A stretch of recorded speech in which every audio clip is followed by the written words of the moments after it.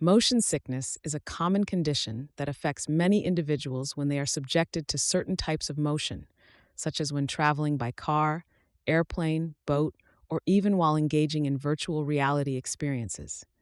This condition manifests through a cluster of symptoms, including nausea, dizziness, and vomiting.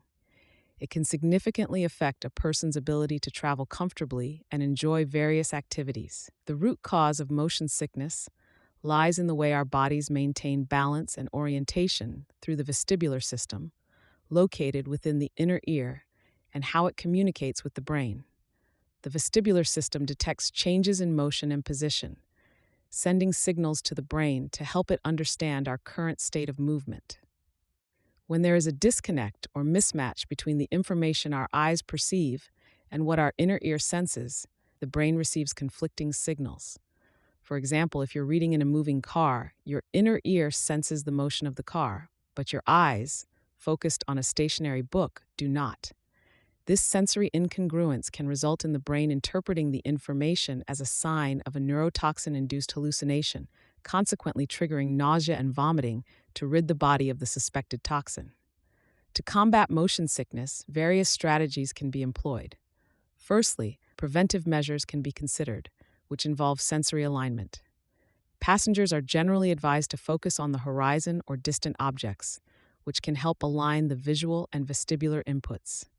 Additionally, steering clear of books, screens, or other tasks that cause your eyes to focus on stationary objects can reduce the likelihood of experiencing motion sickness.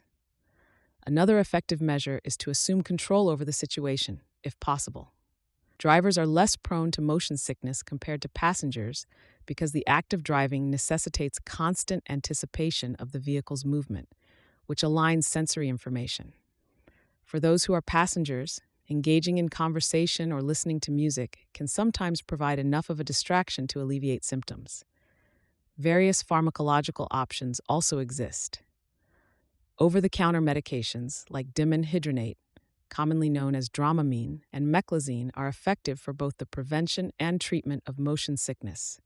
Sometimes antihistamines are also used due to their sedative properties, which can help mitigate the brain's overreaction to conflicting signals. Prescription medications like scopolamine, available as a patch placed behind the ear, are another alternative.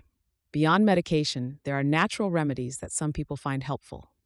Ginger, in various forms, has been traditionally used to alleviate nausea and is supported by some scientific studies in reducing the severity of motion sickness. Peppermint, as well, is reported to have soothing effects on the digestive system, thereby providing relief from nausea. Finally, adaptation is another long-term approach, where repeated exposure to the motion that causes sickness can reduce or eliminate symptoms over time as the body becomes more accustomed to the sensation. In conclusion, motion sickness results from a discrepancy between the visual and vestibular systems when processing movement, tricking the brain into thinking it has ingested a toxin. Strategies for prevention and relief range from behavioral adjustments, such as aligning sensory inputs, to pharmacological interventions and natural remedies. With proper management, the discomfort of motion sickness can be significantly reduced or even prevented, allowing for more comfortable travel experiences.